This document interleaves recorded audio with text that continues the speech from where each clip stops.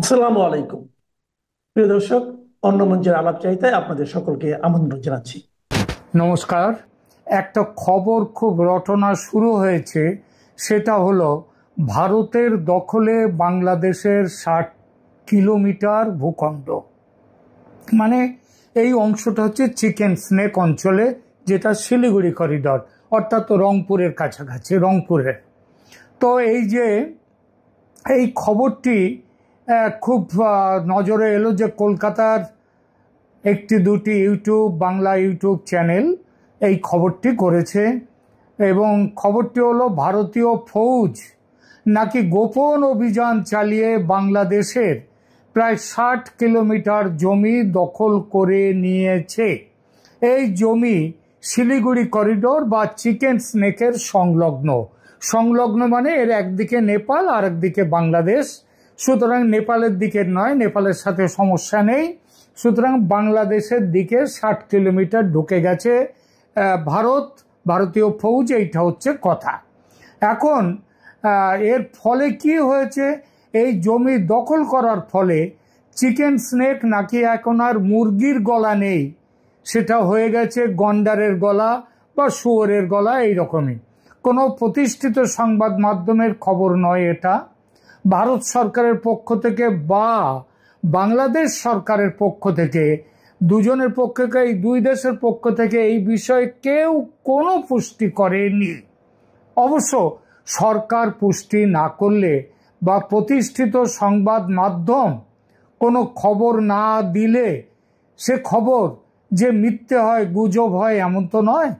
এরকম অনেক দেশ নানা কারণে তারা আসল খবরটা দেয় না। একটা উদাহরণ দিই আপনার। একটা রাহুল গান্ধী 2022 সালে দাবি করেছিলেন যে চীন ভারতের 2000 বর্গ কিলোমিটার জমি দখল করে নিয়েছে। এই নিয়ে সুপ্রিম কোর্টে মামলা হয় রাহুল গান্ধীর এই বক্তব্য তার জন্য। সুপ্রিম কোর্ট রাহুলকে কঠোর ভাষায় ভর্ৎসনা করে বলে, কিভাবে আপনি জানলেন 2000 বর্গ কিলোমিটার দখল হয়েছে? কোনো বিশ্বাসযোগ্য প্রমাণ আছে? রাহুল প্রমাণ দিতে পারেননি। তবে তিনি প্রমাণ না দিতে পারলেও পরবর্তী সময়ে সত্যিকারের পরিস্থিতি দেখা গেছে গান্ধীর দাবি সম্পূর্ণভাবে সঠিক না হলেও এর পেছনে বাস্তব সামরিক ঘটনা রয়েছে। সেগুলো কি? উপগ্রহ চিত্রের মাধ্যমে দেখা গেছে চীন ভারতীয় ভূমিতে নতুন সামরিক ক্যাম্প এবং সুবিধা নির্মাণ করেছে। এটি স্যাটেলাইট চিত্রে দৃশ্যমান। বাফার জোন চুক্তির ফলে ভারত কমপক্ষে 2 কিলোমিটার প্রবেশ অধিকার হারিয়েছে। এটিও ভারতের সামরিক বিশ্লেষকদের দ্বারা যাচাই করা হয়েছে। গালওয়ান মানে লাদাখের সীমান্তের ওখানে 26টি পেট্রোলিং পয়েন্টের মধ্যে ভারত কমপক্ষে 2-3টি পয়েন্টে অ্যাক্সেস মানে যাওয়ার রাস্তা হারিয়েছে। তো এই সব মিলিয়ে এগুলো ছোটখাটো সীমান্তে এই ধরনের ব্যাপার চলতে থাকে অনেক সময়। কিন্তু রাহুল গান্ধী এইটাকে বেশি বাড়িয়ে বলে ফেলেছেন, অতিরঞ্জিত করেছেন। কিন্তু তার দাবি পুরোপুরি মিথ্যে নয়। তো এখানেও সুতরাং এটা তো ভারতও বলেনি, চীনও বলেনি যে তারা এত জমি দখল করেছে, চীন বলেনি ভারতের এত জমি দখল করেছে, ভারত সরকারও বলেনি চীনের এত জমি, চীন এসে তাদের এত জমি নিয়েছে। তবু একটা স্যাটেলাইট চিত্রের মাধ্যমে যে খবরটা এলো সেটা দিলাম, যেটা রাহুল গান্ধীর বক্তব্যকে একটু হলেও সেটার পক্ষে থাকে। শিলিগুড়ি করিডর বা চিকেন স্নেকের প্রসঙ্গে আসে। চিকেন স্নেকের কাছে ভারত বাংলাদেশের 60 কিলোমিটার জমি দখল করেছে। এই খবরটি কি তেমন পুরো মিথ্যে নাকি পুরো সত্যি কিংবা কিছু পরিমাণে সত্যি, সেটা একটু দেখা যাক।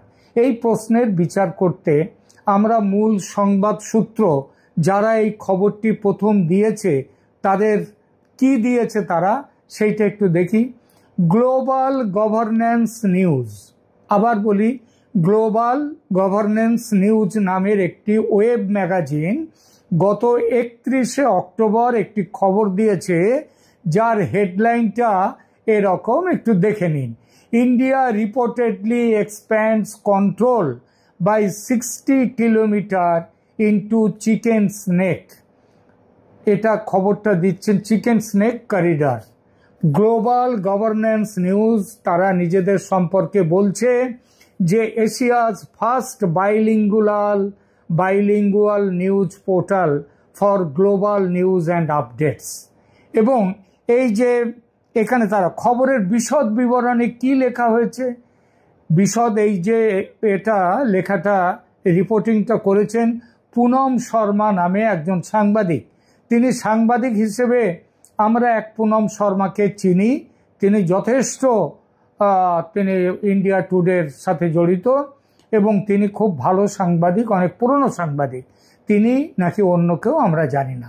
যাই হোক, খবরের বিবরণে লেখা হয়েছে অ্যাকর্ডিং টু, কথাগুলো খেয়াল করবেন, অ্যাকর্ডিং টু আনভেরিফাইড রিপোর্টস, মানে অপরীক্ষিত সূত্র বা অপরীক্ষিত রিপোর্ট অনুযায়ী, in what could turn out to be one of the most dramatic strategic developments in South Asia in recent years, Indian forces have silently extended their operational control by almost 60 kilometers into the region popularly known as the chicken snake. তার মানে বলছে south এশিয়ার রাজনীতিতে এটা একটা ধামাকা নিয়ে আসবে। নাটকীয় একটা ঘটনা ঘটেছে যে ইন্ডিয়ার ফোর্স, ভারতীয় ফৌজ চুপি সাড়ে বাংলাদেশের ভেতরে 60 কিলোমিটার, এখানে বাংলাদেশ কথাটা বলেনি, সেটা বলেছে পরে, সেটা একটু পরে বলেছে যে সেই এলাকা দখল করেছে। এরপরে চিকেন স্নেকের বর্ণনা চলেছে কিছুক্ষণ ধরে।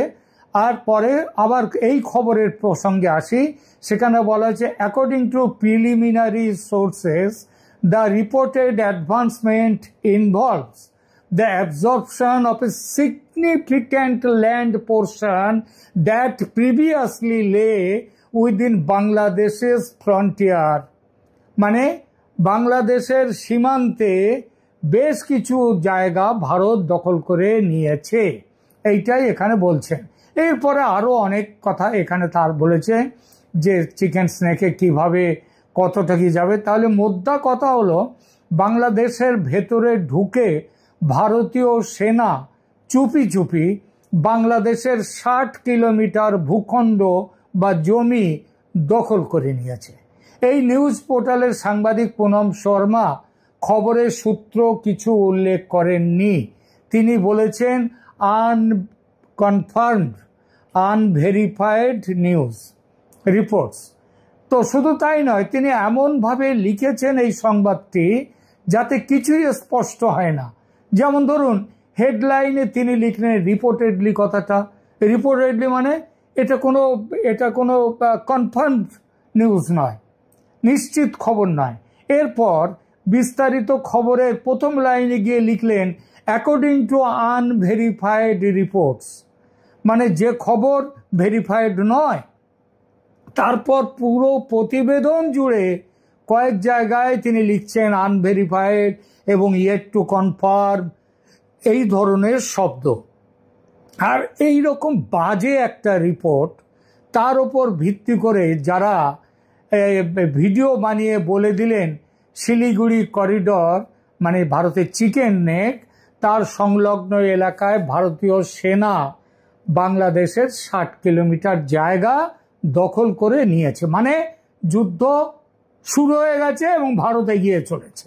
এইটা কাল রাতে বাংলাদেশ থেকে 3 জন আমাকে ফোন করেছেন, জানতে চেয়েছেন খবরটা কি দাদা সত্যি। অনেক কষ্ট করে আমি খবরের উৎস বার করলাম, কারণ ইউটিউবার যারা এটা দিয়েছেন তারা কেউই এই সংবাদ সূত্র কোথায় পেয়েছেন সেটা বলেননি। আর সেই দেখার ফল হলো খবরটি যে শুধু গুজব তাই নয়, খুব কাঁচা হাতে তৈরি গুজব। কেন কাঁচা হাতে তৈরি গুজব বলছি? একটা কারণ তো ইতিমধ্যে বলেছি, আনকনফার্মড, আনভেরিফাইড, রিপোর্টেডলি ইত্যাদি ইত্যাদি বলে খবর পরিবেশন করা। এত গুরুত্বপূর্ণ একটা খবর এই রকম কাঁচা পরিবেশন করাটা উচিত নয়। আর এই কাঁচা খবরের ওপর গুজবটির জন্মদাতা তিনি অঙ্কেও কাঁচা। জমি দখলের হিসাব হয় দৈর্ঘ্য প্রস্থ সব মিলিয়ে। এটা করতে গেলে কিলোমিটার চলে না, লাগে বর্গ কিলোমিটার, অর্থাৎ দৈর্ঘ্যে কতটা নিয়েছে, চওড়ায় কতটা নিয়েছে। এখানে 60 কিলোমিটার বলে দিলাম আর হয়ে গেল। তার মানে কি ভারতের সেনা সোজা 60 কিলোমিটার ভেতরে ঢুকে গেছে? তাদের ডাইনে বাঁয়ে তারা কোনো কিছু তাদের অধিকারের মধ্যে না রেখেই ভেতরে ঢুকে গেছে? একটা কথা স্পষ্ট করে বলে দিই, ইতিপূর্বে আমার একাধিক ভিডিওতে বলেছি, ভারত বাংলাদেশে শক্তি প্রয়োগ করে সমস্যা মেটাতে চায় না, কারণ তাতে মানুষের প্রাণহানি ঘটে। তবে এটাও ভারত চায় না যে দেশটা ধর্মান্ধদের দখলে চলে যাক, পাকিস্তানের হাতে চলে যাক, বরং ভারত চায় প্রতিবেশী দেশ হিসেবে বাংলাদেশ সুস্থ থাকুক, শান্তিতে থাকুক, উন্নতি করুক। আর সেই লক্ষ্যে শান্তির পথে, গণতন্ত্রের পথে উত্তরণ ঘটাতে, বাংলাদেশের উত্তরণ ঘটাতে যেটা করা দরকার শান্তিপূর্ণভাবে, সেটাই ভারত সরকার করতে চাইছে। তার জন্যই ভারত বারবার চাপ দিয়েছে। সারা পৃথিবী জুড়ে ভারত তাদের দাবিকে পৌঁছে দিয়েছে যে ভারতে বাংলাদেশে যে নির্বাচন হতে যাচ্ছে সেই নির্বাচন ফ্রি, ফেয়ার অ্যান্ড ইনক্লুসিভ নির্বাচন হোক, আওয়ামী লীগও সেখানে থাকুক, সব দল সেখানে অংশ নিক, এবং সেই নির্বাচনে জিতে যারা আসবেন ক্ষমতায়, ভারত তাদের সঙ্গে থাকবে। আপনি প্রশ্ন করতেই পারেন যে আমি তো এত কথা বলছি, তাহলে এত যুদ্ধ প্রস্তুতি, এত ওই রাফাল নিয়ে যাওয়া, এত সেনা নিয়ে যাওয়া, এত সেখানে মিসাইল নিয়ে যাওয়া, এসব কেন?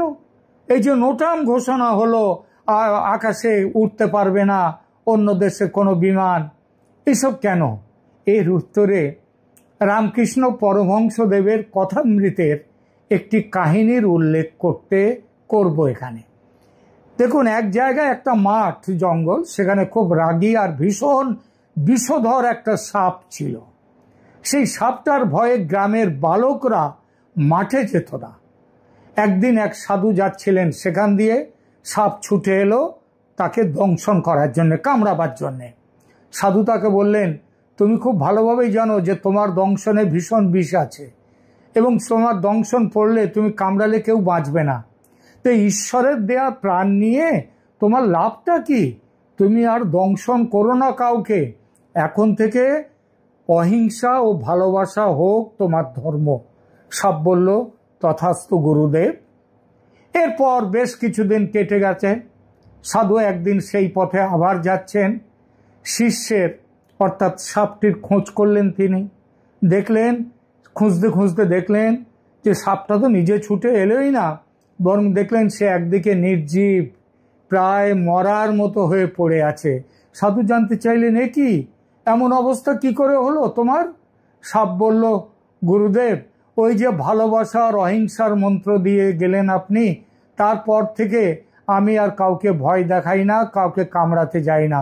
বালকের দল কাছে এলেও আমি ছুটে যাই না, আমি চুপ করে পড়ে থাকি। এটা দেখে ওদের সাহস বেড়ে গেল। ঢিল ছুঁড়ে, পাথরের টুকরো ছুঁড়ে মারতে লাগলো আমাকে, এমনকি কাছে এসে লাঠি দিয়েও মারে। তাতেও আমি আজকে মরতে বসেছি গুরুদেব। সাধু তাকে বললেন যে, বাবা, আমি তোমাকে কামড়াতে বারণ করেছি, ফোঁস করতে তো বারণ করিনি, ফোঁসটা করবে। ভারতের সমরসজ্জা এই ফোঁস করা, কামড়ানো নয়। কিন্তু এখানে আর এক প্রশ্ন ওঠে, ইউনূসের বাংলাদেশ যদি জেনে যায় ভারত কামড়াবে না, কেবল ফোঁস করতে থাকবে, তাহলে তো তার শিক্ষা হবে না, তাহলে তার সাহস তো বেড়ে যাবে। তখন কি হবে? এর উত্তরে ওই একই কথা বলতে হয়, বাংলাদেশকে সম্মতি দেওয়ার জন্য ভারতের ফোঁসটুকুই যথেষ্ট। আর তাতে কাজ না হলে বেয়াদব শিশুকে শিক্ষা দিতে যেমন বেতের ছড়ির সাপা সপ কয়েক ঘা দরকার হয়, তেমন কয়েক ঘা পড়বে বাংলাদেশের উপরে। সেটা অবাধ্য শিশুকে, বাংলাদেশকে মেরে ফেলার জন্য নয়, তাকে শিক্ষা দিয়ে সঠিক পথে ফিরিয়ে আনার জন্য। আমি জানি মিয়া ইউনূস তিনি শিক্ষা পাওয়ার মানুষ নন, তিনি যে কোনোভাবেই হোক তিনি ঢিল ছুড়বেন ভারতের দিকে, পাটকেল ছুড়বেন, তবে কিছু করতে পারবেন না। এবং তাকে ভারত ওই জন্যই চেষ্টা করছে ঠিকভাবে সহজভাবে জিনিসটাকে, সমস্যাটাকে মেটাবার। আপাতত যে সাবধান, মানে মিছিল চলছে, চলবে, কিন্তু সাবধান। এই কথাটা কেন বললাম না, এই কথাটা এই জন্য বললাম যে আপনারা প্রতিবারই দেখতেছেন যেখানেই মিছিল, কিছুক্ষণ পরেই দুই একজন অ্যারেস্ট, মিছিলের মাঝখান থেকে অ্যারেস্ট, আগে অ্যারেস্ট, পরে অ্যারেস্ট, একটা কাজ কারবার। কিন্তু আপনারা যারা মিছিল করছেন এই মুহূর্তে, যারা আসলে ছোটখাটো মিছিল করছেন, ঝটিকা মিছিল করছেন, 5 জন হোক ভাই, সে যদি একজনও মিছিল করে সেটার জন্য ভাই আন্তরিক অভিনন্দন এবং স্যালুট জানাই, আপনাদেরকে ধন্যবাদ জানাই। আসলে ছোট করবো না, আপনারাই এখন আওয়ামী লীগের সন্তান, মানে আওয়ামী লীগকে বাঁচায় রাখছেন, প্রাসঙ্গিক করে রাখছেন আপনারা যারা এই মিছিলগুলো করতেছেন। এসব কথা শুনে আমার বিভিন্ন ভিডিওতে অনেকে আমারে বলেন যে ভাই আপনার লম্বা লম্বা কথা বলেন, এই বিদেশে বৈশাখ কি করতেছেন, এই দেশে আসেন মিয়া, দেশে এসে এই করেন সেই করেন। বাইরে একসময় যখন দেশে ছিলাম 90, 96, এগুলো তো আমরাও করছি। এখনো তো বিদেশে আছি পারিবারিক কারণে, কারণ কোটিপতির ছেলে না, পারিবারিক কারণে বিদেশে আছি, কাজ কাম করে খাই। এর ভিতরে সময় নিয়ে হয়তো আপনাদের সাথে একটু কথা বলি। হ্যাঁ, অনেক সময় তো একটু রাগান্বিত দুই একটা কথা বলি, সেটা আসলে মনে না নিয়ে সেটা চিন্তা করবেন যে আপনার যারাই জয় বাংলা বলেন তারা সবাই আমার ভাই, আমার পরিবার। তাদের উপর অনেক সময় রাগ হয় যে তোরা এইভাবে কেন, তোরা আমাদের মতো করস না কেন, মানে আমাদের সময়কার আমরা যেভাবে করতাম, আমরা গুলি বন্দুক এগুলোর ভয় পাই নাই ভাই। 5 জন এলে 5 জন রাস্তায় মিছিল করে ইট পাটকেল মাইরা দরকার ভাইগা গেছি, পুলিশের কত মায়ের পাশা ফাড়াইয়া ফেলছে, তা তো নাই। সেম এখন, হ্যাঁ এখন এমন হইতে পারে যে ওই সময় আমরা যখন আন্দোলন করছি না, তখন আমরা প্রায় 12, 13, 14 বছর ধরে আওয়ামী লীগ বিরোধী দলে, যার কারণে আস্তে আস্তে প্রশিক্ষক হয়ে গেছিলাম এক একজন, যে কেমনে মিছিল করতে হইব, কেমনে একটা ট্রাকের ভিতরে আগুন জ্বালাই দিতে হইব, কেমনে আপনার পেট্রোল বোতলে ভৈরা মাইরা দিতে হইব, এগুলো তখন প্র্যাকটিস হয়ে গেছিল। আপনাদের সেই প্র্যাকটিসটা নাই, 16 বছরে এই প্র্যাকটিস করতে হয় নাই, জানেনও না, যার কারণে হয়তো। কিন্তু এরপরও আপনারা যেটা করতেছেন রে ভাই, এটা ভাই আমাদের সব কিছুরে ছাড়াইয়া যাচ্ছে। আপনাদের এখনকার যে এফোর্ট বা এখনকার যে সাহস এবং শক্তি দেখাইতেছেন, এইটা এখনকার জন্য অনেক। তো আমি কেন বললাম সাবধান, দেখেন এই নভেম্বর মাস, পুরো নভেম্বর মাস কিন্তু প্রতিদিন কোথাও না কোথাও মিছিল হবে। এবং আপনারা ভাইবেন না যে ওই যে 13 তারিখে একটা লকডাউনের ডাক দিছে আমি সেই ব্যাপারে বল না, আমি ওই দিন লকডাউন দে না দে, কিসের লকডাউন, আমি যদি ওই দিন ওই বেটারা রায় দিবে বা ডেট দিবে এই জন্য হরতাল ডাকি, তার মানে যে আমি ওই কোর্ট মানি দিচ্ছি, আমি ওই কোর্টই মানি না, তো আমি এইসব লকডাউনও কেন দেবো আর হরতালও কেন দেবো, আমার কোনো দরকার নেই, আমি কোর্টই মানি না ভাই। আমি ধরেন আমি বিয়েই মানি না, তো আমি আরেকজনের বউ মানবো, এটা কত হইলো? তো কতটা সেম, যে আমি কোর্টই মানি না, আবার এই কোর্টের রায়ে আমার কি ছেড়া গেল, সুতরাং ওইটা মানি না, এই জন্য না। কিন্তু সারা বাংলাদেশে নভেম্বর মাস প্রচুর মিছিল হবে, এবং আমার কাছে যতটুকু মনে হচ্ছে বাহ্যিক আনুষঙ্গিক দেখে বা ইয়ে করে, তাতে মনে হচ্ছে যে 16ই ডিসেম্বর এই বিজয় দিবস, 16ই ডিসেম্বর হয়তো আমরা সকলে আরেকটা আপনার দেখতে পাবো সেই 1971-এর 16ই ডিসেম্বর। হয়তো এমনও আছে সেদিনও আত্মসমর্পণ দেখতে পাবো, কারো লুঙ্গি, কারো গেঞ্জি, কারো শার্ট খোলা আত্মসমর্পণ 16 ডিসেম্বরের আগে। আমি 16 ডিসেম্বর বলছি, 16 ডিসেম্বরের আগেই, 16 ডিসেম্বর সম্ভবত পার হবে না, তার আগে। আর নির্বাচন তো আমাদের ছাড়া হবে না। তো যাক, যেই কথায় আসছিলাম যে কেন সাবধান থাকতে হবে, দেখেন যতটুকু এটা অনেকে যারা অমিপিয়াল ভাইয়ের কথা শুনছেন সকালে, ওনার কথাতে অনেকে বুঝছেন, বা যারা শুনেন নাই তাদেরকে আমি একটু বলি যে উনিও বলেছেন কথাটা, আরো অনেকেই বলবেন এবং বলা শুরু করছেন। সেটা হচ্ছে মোবাইল ফোন। আমাদের সবাইয়ের কাছে স্মার্টফোন আছে, ধরেন আমাদের এই স্মার্টফোন গুলোর মতো এই স্মার্টফোনগুলোর মতো অনেকের কাছে স্মার্টফোন আছে। এই স্মার্টফোন যখন চালু থাকে তখন লোকেশন ট্র্যাক করা যায়, কারণ আপনার ফেসবুক অমুক তমুক সবকিছু তো লোকেশন থাকে। আপনি সব বন্ধ করে দিলেন কিন্তু লোকেশন সার্ভিস চালু আছে, সেটা তো আপনার লোকেশন ট্রেস করবে। এইটা বাদ দেন, এই স্মার্টফোনের সিমের কারণে আপনি কোন এলাকায় আছেন, কোন টাওয়ারে আছেন, যে জায়গায় মিছিল করছেন ওই সময় প্রথমে মারে ওরা 1 কিলোমিটার ভিতর কত রকম ফোন আছিল, কোন কোন কোম্পানির ফোন ছিল, ঘুরাইতে ঘুরাইতে আনতে আনতে ঠিক ওই স্পটে আনো যে এই জায়গায় এই মুহূর্তে কতজন ছিল, কার কার, এইটা ট্রেস করেই আস্তে আস্তে আস্তে টাক টাক টাক টাক ধরে ফেলতে পারে। কারণ এই ফোন এইখান থেকে কোথায় কোথায় গেছে, কোন দিকে গেছে, যাই আপনার বাসা পর্যন্ত ধরে ফেলবে ভাই। এটার কোনো উপায় নেই। কেউ যদি মনে করেন যে না ভাই আমার সিম কার্ড না, আপনি সিম কার্ডও নেওয়ার প্রয়োজন নাই যদি পারেন, আর যদি নিতে হয় তাহলে সিম কার্ডটা মোবাইল থেকে খুলে এক জায়গায় মোবাইল রাখেন, আরেক পকেটে সিম কার্ড রাখেন, যেটা আপনার ওই যে বাটন ফোন, সবচেয়ে মজার বিষয়। আর আপনার ভিডিও করা লাগবে ভাই, একদম সব অফ করে দেন, নেটওয়ার্ক সার্ভিস অমুক তমুক যা আছে সব অফ করে দিয়ে ক্যামেরা দিয়ে ভিডিও করলে কোনো সমস্যা নেই তো। মোবাইল দিয়ে, মোবাইলই চালু নেই, কিচ্ছু চালু নেই, খালি আপনার ক্যামেরাটা চালু হচ্ছে, ক্যামেরা দিয়ে আপনি ইয়ে করেন, ছবিটা তোলেন বা ইয়ে করেন। এগুলো পরে নিরাপদ জায়গায় যায় সব রেডি করে সব এক করে এরপরে পাবলিকরে দিয়ে দেন, পাবলিক দিয়ে দেন। আপনার নিজের ফেসবুকও দেওয়ার দরকার নেই, আপনি আমাদের কাছে পাঠান, আমরা পোস্ট করে দিব উইদিন এ সেকেন্ড, দেরি করব না। আমরা এইসব ভিডিও বানানোর কাজ বা অমুকের আইনে ইন্টারভিউ নেওয়ার কাজের চেয়ে আপনারা ওই যে একটা মিছিল করেন না, যদি একজনও মিছিল করেন সেটা আমাদের কাছে কোরআন হাদিসের সমান হয়ে যায়, সেটা দিব আগে, ইয়ে করবো না। সেফটির জন্য আপনারা এই মোবাইল, টোটাল মোবাইল ব্যবহার বন্ধ করেন। মোবাইল যখন মিছিলে যাবেন বা ইয়েতে যাবেন, মোবাইলের সিম কার্ড খুলে নেবেন, নিরাপদ দূরত্বে মিছিল শেষ করে নিরাপদ দূরত্বে যাওয়ার আগ পর্যন্ত মোবাইল চালু হবে না। টোটাল অফ, অফ না শুধু অফ হইলেও পাওয়া যায়, আপনি সিমটাই খুলে ফেলেন। আর ভিডিও যে কোনো ফোন দিয়ে আপনি ভিডিও করেন, ভিডিও যেখানে করবেন সেই মোবাইলে কোনো ফেসবুক নাই, হোয়াটসঅ্যাপ নাই, মানে নো ইন্টারনেট কানেকশন। ওয়াইফাই থেকে শুরু করে টোটাল ইন্টারনেট, মানে এরোপ্লেন মুডে দেন, এরোপ্লেন মুড, এরোপ্লেন মুডে দিলে সব বন্ধ হয়ে যাবে, তখন আর কিচ্ছু থাকে না। ওই অবস্থা আপনার ভিডিওটা করেন, করে সরে যান। এগুলোতেই ধরাটা খাচ্ছি আমরা। পুলিশ আপনার ধরবে, কিছু না কিছু ধরবে, একদম সব পুলিশ খারাপ তা বলবো না, কিছু না কিছু পুলিশ ধরবে, কারো কারো পয়সার জন্য ধরবে, আবার কেউ কেউ ধরবে কেন জানেন, যে দেখাইতে হয়তো যে একটা মিছিল হয়েছে, 2-1 জন ধরতে হয়।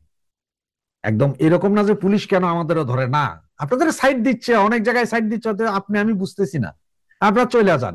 কিন্তু আপনারা চলে যাওয়ার পরে ওই যে যখন স্বরাষ্ট্র মন্ত্রণালয় বৈশা যখন যে নেটওয়ার্ক সার্ভিস অমুক তমুক করে যখন ক্লোজ করে আইনা ইয়ে করে, তখনই পাওয়া যায় যে কে কোথায় আছেন, কোন বাসায় কয়জন আছেন, কয়জন, একজনের নাম্বার একটা নেটওয়ার্ক ট্রেস করে কয়জন আছেন কোন বাসায়, যখন দেখা যায় 4-5 জন একই জায়গায় আছে, একই ইয়েতে একই জায়গায় আস্তে আস্তে ছোট করা যায়, তখনই ধরাটা খায়।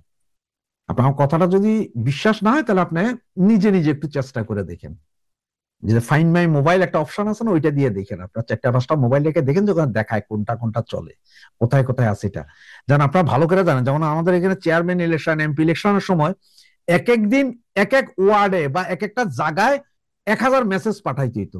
এটা তো মোবাইল কোম্পানিগুলো থেকে বলা হইতো তোমাদের এই টাওয়ারে কতজন আছে, এটা বলো, টাওয়ার তো জানি না ভাই, অমুক এরিয়ায় এই জায়গায়, তখন ওরা বলতো যে এখানে 6টা টাওয়ারে এত হাজার নাম্বার আছে, 50টা এয়ারটেলের আছে, 50টা গ্রামীণের আছে, 50টা সিটি সেলের আছে, এইভাবে দবাই সবাইরে পাঠাও, সবাইরে পাঠাইতে ওরা তখন একটাই মেসেজ, সবার কাছে একই রকম মেসেজ যায়।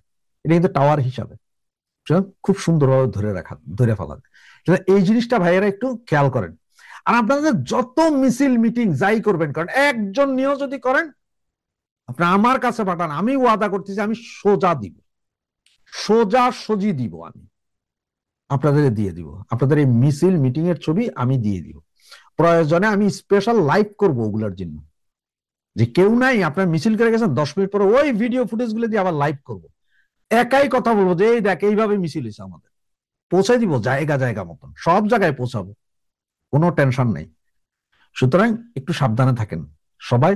মিছিল এই নভেম্বর গরম হবে, অনেক গরম হবে, এবং সেগুলোতে সাথে থাকেন। জয় বাংলা, জয় বঙ্গবন্ধু। বিমানবন্দরের সুরক্ষিত ভল থেকে অত্যাধুনিক অস্ত্র চুরির ঘটনা ঘটেছে। 2 দিন ধরে এ খবর সরকার চেপে রেখেছিল, তবে গণমাধ্যমে এ খবর ফাঁস পর নিজের স্বভাব সুলভ চটুল কথা বলেছেন স্বরাষ্ট্র উপদেষ্টা। থানায় জিডি এবং নিরাপত্তা সংস্থার ভেতরে তোলপাড়ার 11 দিনের মাথায় তিনি দাবি করছেন কোনো অস্ত্র চুরি হয়েছে কিনা সরকার নিশ্চিত নয়। আবার একই সঙ্গে তিনি বলেছেন ঘটনার তদন্তে বিদেশি বিশেষজ্ঞরাও কাজ করছেন।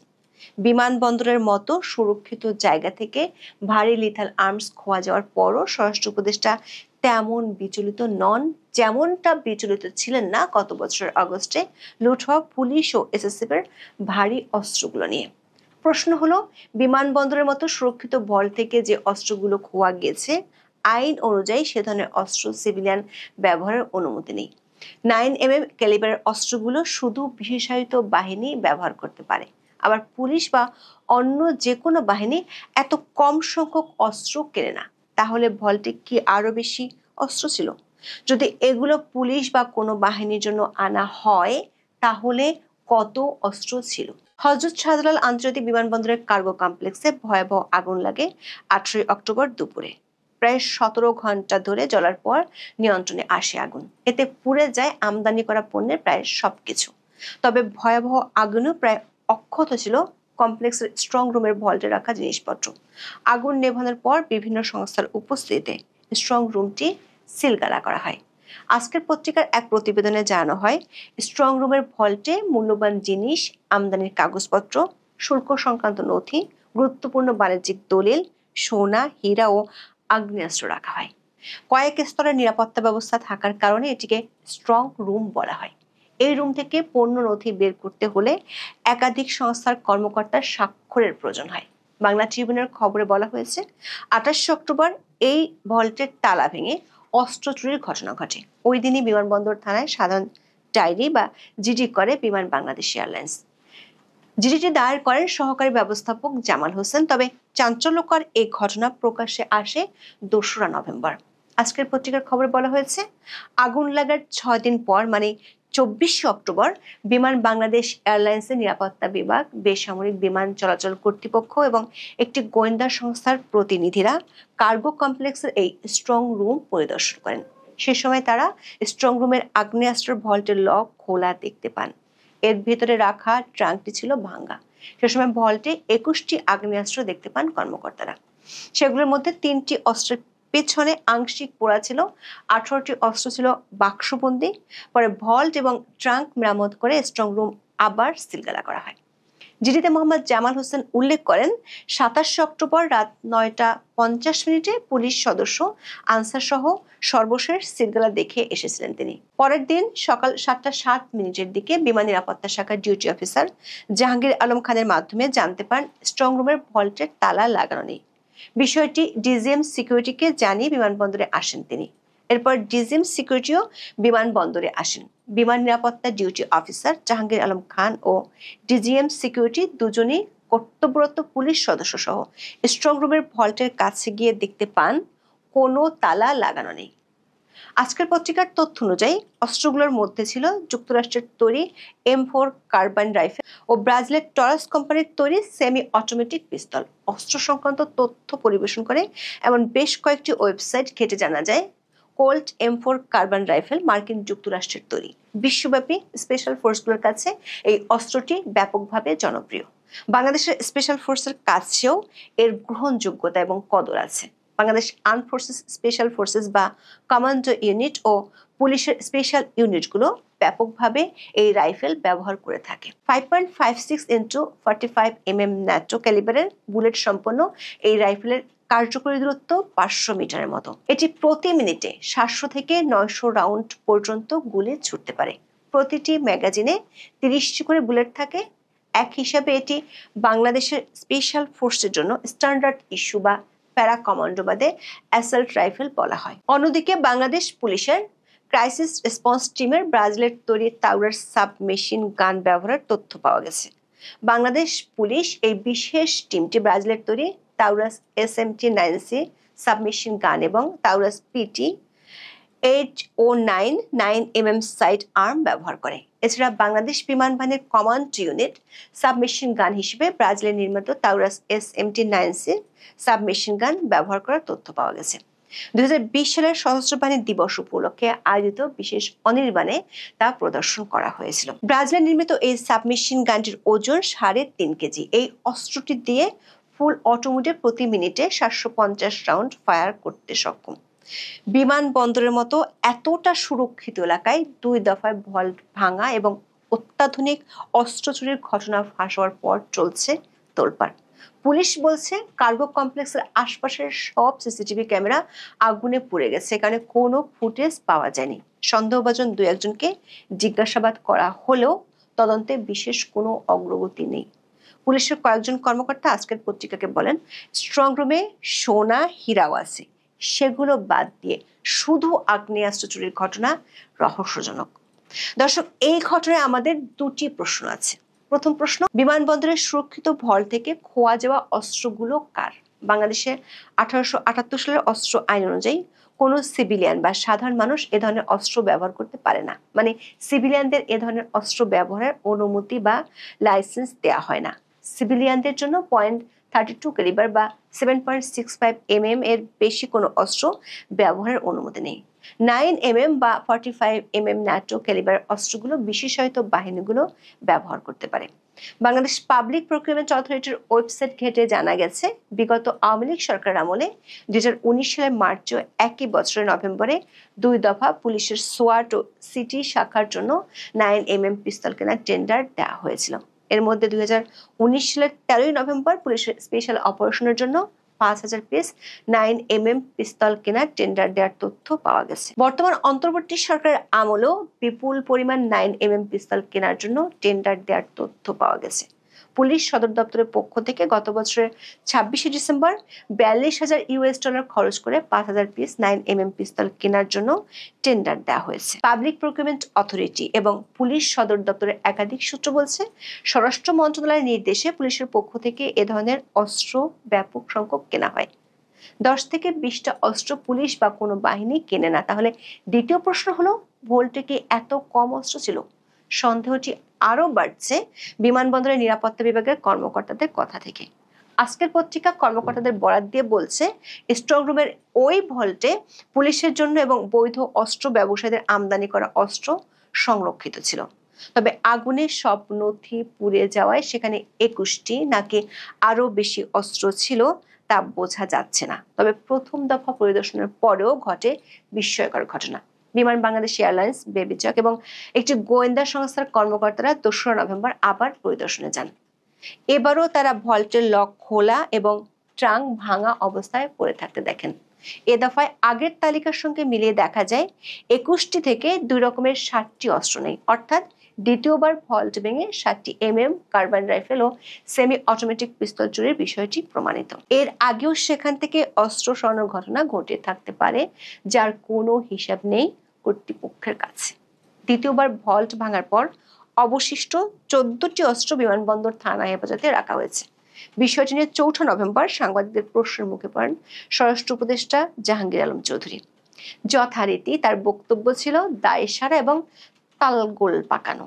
জাহাঙ্গীর আলম চৌধুরী বলেছেন, বিমানবন্দরের কার্গো ভিলেজে আগুন লাগার সময় অস্ত্র চুরির অভিযোগটি তদন্তাধীন।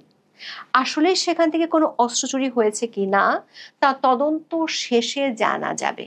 আবার একই সময় দাবি করেছেন, বিষয়টি তদন্তের জন্য ঢাকায় আনা হয়েছে বিদেশি বিশেষজ্ঞদের। দর্শক, এর আগে বহু ঘটনায় এভাবে আইনের আওতায় আনার ঘোষণা দিয়ে দায় সেরেছেন স্বরাষ্ট্র উপদেষ্টা। তবে বাস্তবে সেই আওতার জালে শেষ পর্যন্ত কোনো চুনোপুটিও ধরা পড়েনি। শুধু বাগাড়ম্বরের মাঝে হারিয়ে গেছে আলোচিত সমালোচিত বহু ঘটনা। গত বছরের জুলাই আগস্টে দেশের কয়েকশো থানা ও পুলিশ বাড়ি আক্রান্ত হয়, নজিরবিহীনভাবে লুট করা হয় বিপুল পরিমাণ আগ্নেয়াস্ত্র এবং গোলাবারুদ, এমনকি হত্যা করা হয় পুলিশের অনেক সদস্যকে। সেসব ঘটনার অসংখ্য ভিডিও সোশ্যাল মিডিয়ায় ভাইরাল হলেও এখনো পর্যন্ত একজনও অস্ত্র লুট বা পুলিশ হত্যার সুনির্দিষ্ট অভিযোগে গ্রেপ্তার করা হয়নি। উল্টো 8 আগস্ট পর্যন্ত সব ঘটনার দায় মুক্তির দায় অন্তর্বর্তী সরকার। পুলিশ সদর দপ্তরের হিসাবে গত বছরের জুলাই আগস্টে সারা দেশে লুট হওয়া পুলিশের মোট 5753টি আগ্নেয়াস্ত্রের মধ্যে এখনো 1400টির কোনো হদিস নেই। উদ্ধার করা যায়নি 2.5 লাখের বেশি গুলি। এসব অস্ত্র ও গুলি অপরাধ জগতের নিয়ন্ত্রকদের হাতে চলে গেছে বলে আশঙ্কা করা হচ্ছে। এমনকি লুট হওয়া অস্ত্র দিয়ে পুলিশের উপর হামলার ঘটনাও ঘটেছে। থানার অস্ত্র লুটের পাশাপাশি 5 আগস্ট গণভবন এবং সংসদ ভবন থেকে এসএসএফ এর অত্যাধুনিক বেশ কিছু সমরাস্ত্র খোয়া যায়।